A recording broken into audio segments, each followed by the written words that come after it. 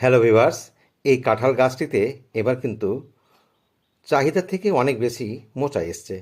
গত ২ বছর মোচা আসলেও কাঁঠালে পরিণত হয়নি।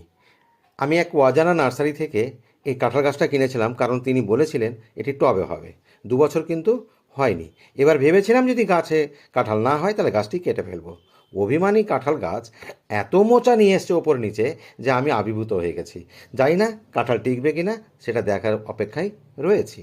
আর হ্যাঁ, আমি তো আসলেই গাছ ভালোবাসি, ফুল ফল ছাদ বাগানে করে থাকি।